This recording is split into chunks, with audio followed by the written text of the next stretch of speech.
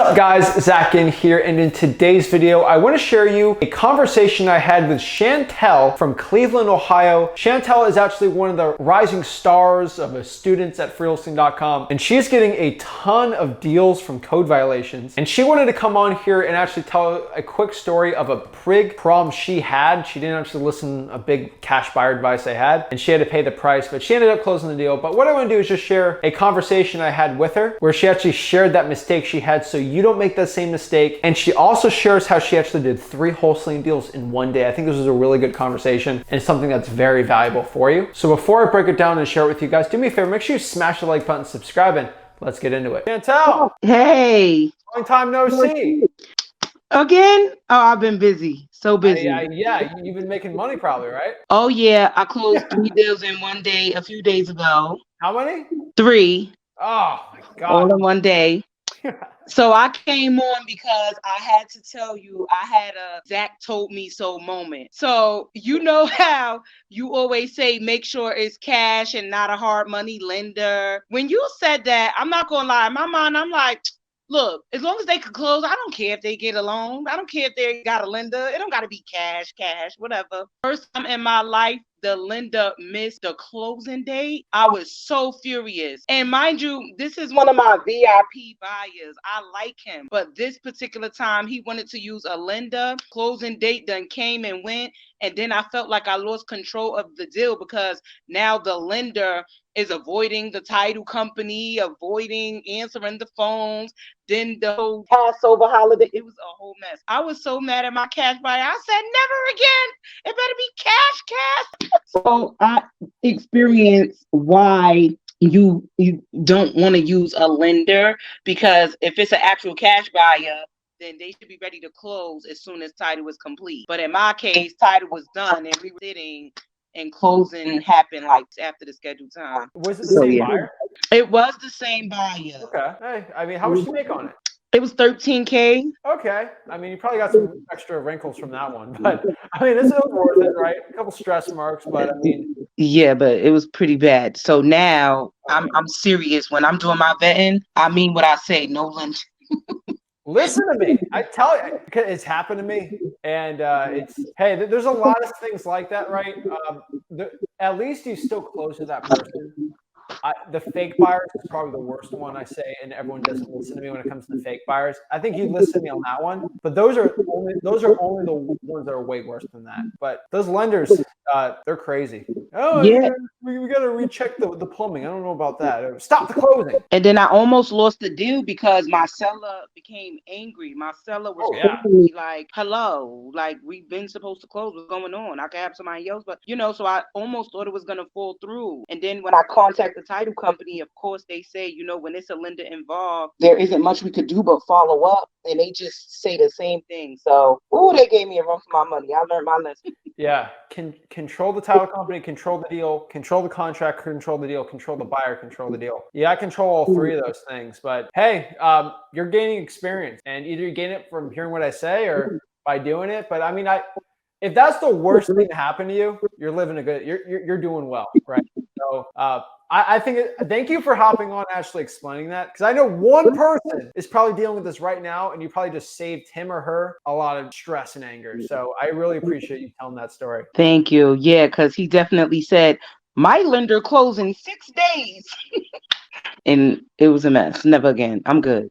Awesome. Well, hey, you learned your lesson. You still closed it. 3 deals in a day. Holy moly. What marketing are you doing now? I'm in Cleveland. I love it. Well, I'm in the whole Ohio. I love Ohio. Yeah. And I had a fire damage property also. That was a little one. Oh, man. So how I ended up making more money, because for the fire damage property, I had got it under contract for $5K. And I got a buyer for $6K. So after I got the buyer, I'm like, how I'm gonna make some $1,000? Oh no.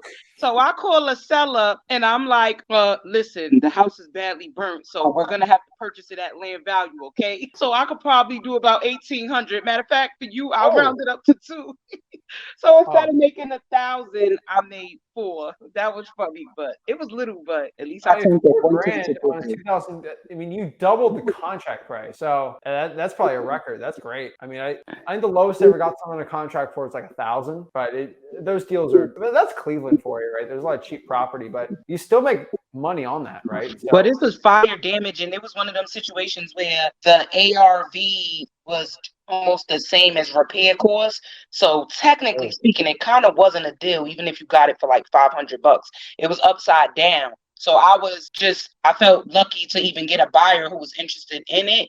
So I didn't care. So when he was gonna do it for 6 and I make the 1,000, I'm like, nah, I ain't never make no 1,000 now with no wholesale. I need a little more than that. So, but I took the seller down instead of, trying to ask the buyer for more. that's what I tell. I mean, even if you don't know if it's a deal or not, just lock it up for the lowest you can, just see what happens. And you did that, and you made at least $4,000 on it just by seeing what happens. Most people probably avoid that, but made something out of nothing. That's still super impressive. Oh yeah, and I found my agent found the buyer for me because I had reached out to an agent that closed an investment deal, and I sent him deals. And then I thought I had to pay a finder's fee that it comes out of my assignment, and I learned that the buyer pays that. So I'm like, oh yeah. Oh yeah, it's beautiful. I love it. I make sure the buyer pays $4,000 or $5,000 on top of it.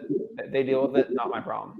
Yeah, so I was happy to close that. But yeah, that's about it. I did have a question. Is there any way to look up a trust? Yes, there's actually some sneaky ways. So I'm glad you went on here and you got some of the sneaky info. So it's very, very difficult to look up a trust. Depends how it's written. So for example, I have a lot of my properties in trust where nobody can find it on purpose. I'm on the internet a lot.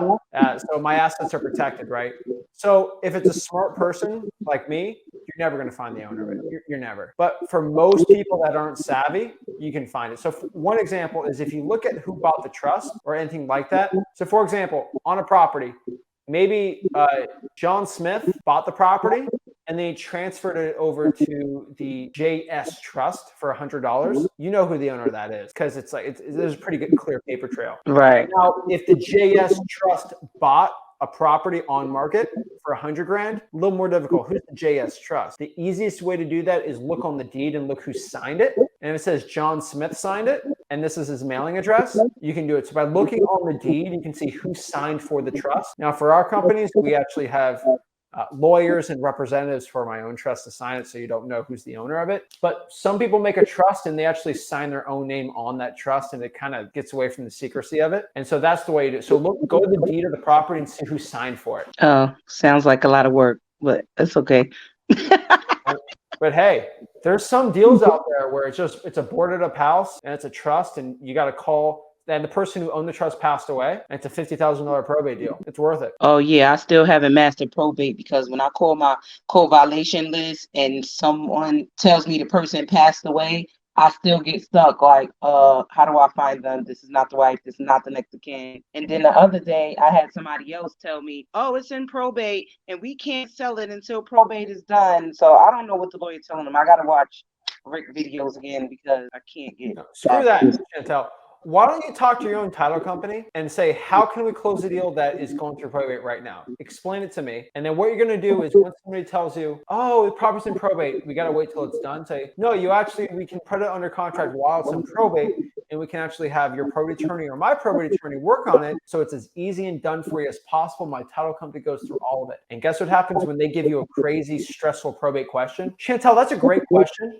Actually, Sally at the title company, she's so good at this stuff. That's all she does. Here's her number. Go call her and she'll answer all the probate questions you got. And then let's meet tomorrow and see what we can do. Oh, I was under the impression that maybe the probate attorney is telling them they can't sell it. The probate attorney, I've had attorneys telling me I can't wholesale houses. Half of them are stupid anyway. All right. They're all interpreting the law. And so in the state of Ohio, you can still put a property under contract in probate. I do believe so. Why don't you just ask the title company? They should have an attorney there that could probably give you a question and probably give you an answer, right? Yeah. And that's for a person that probate means they passed away a little recent. What about the ones who are deceased from years ago? That still has to go through probate. Yeah, I'm definitely going to watch some more videos because don't get stressed out over that. Here's the thing. You're making that title company a lot of stinking money, aren't you? Oh yeah, they love me. Oh yeah. So don't you think that you could probably make them more money if they have to do a probate? Yeah, but every time somebody tell me somebody passed away, I get stuck. Like, When oh, I hear that, somebody I see passed away, dollar signs. and I'm like, it's like once they say they passed away, I'm like, I'm sorry. Like, but if it's not the wife, like if it's the wife, I would know what to say if the child.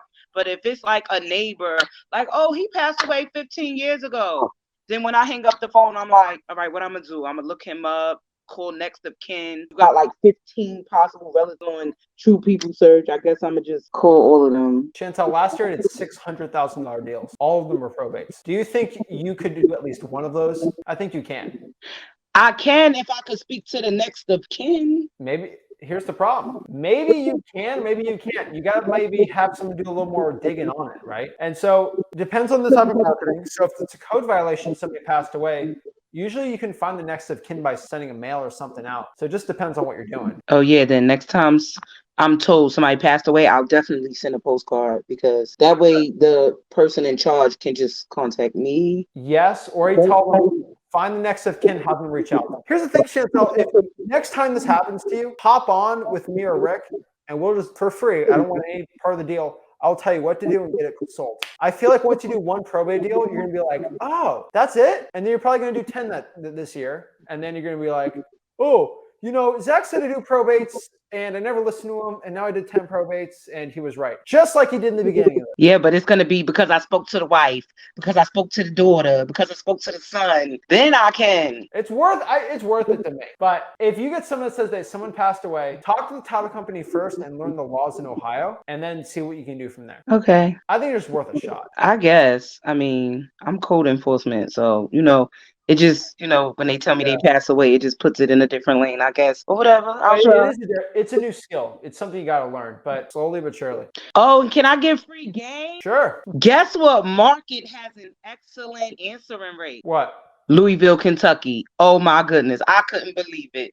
Now, I ranked my top market of 2023. That was the top market? That was my top market, 2023, Louisville. Man, I was helping someone else out, and I forgot one of the cash buyers saved my number. He called me out of the blue and he's like, hey, I need more profit. I didn't want to tell him, like, first of all, I'm not even in that market. I was just helping somebody. So I'm like, oh, okay, man, I pulled a list and like 80% of the page answered the phone. It was crazy. I couldn't believe it. I'm like, what? I ranked, if you look at the video, I said top 25 markets 2023. Louisville, Kentucky was number one. They answer the phone, and the cash buyers answer the phone too. So after you get the seller, the cash buyers answer, and they so nice. I couldn't believe it. I'm like, this is too good to be true. They so friendly. They made a law in Kentucky. They're trying to stop wholesaling, but it's written in a way you can easily get around it. And so most wholesalers are running away from it. And that means the experienced wholesalers who actually know how to get around that law can just swoop in and make a lot of money. That's why it's working really well. And that market is great for someone who probably not too fond of cold calling. I mean, if they worried about not getting answers, Louisville, Kentucky, you're gonna get some answers. I ranked it number one on purpose, and still it's underrated. And that wasn't even my market. I stumbled across that by accident. Awesome. Well, Chantel, I love talking to you here. I want to get you on the podcast. I think you're very, very inspirational. And I think you can definitely give a lot of great game to a lot of new people out here. Okay. Right. Nice talking to you. Awesome. And if someone's got a JV deal in Cleveland, how can they reach out to you? Email, Facebook. I respond to them all. My Facebook is my name up there. You can inbox me. Awesome. Well, I appreciate it, Chantel. Thank you so much. And no problem. Probates. All right. Good night. All right. Thanks.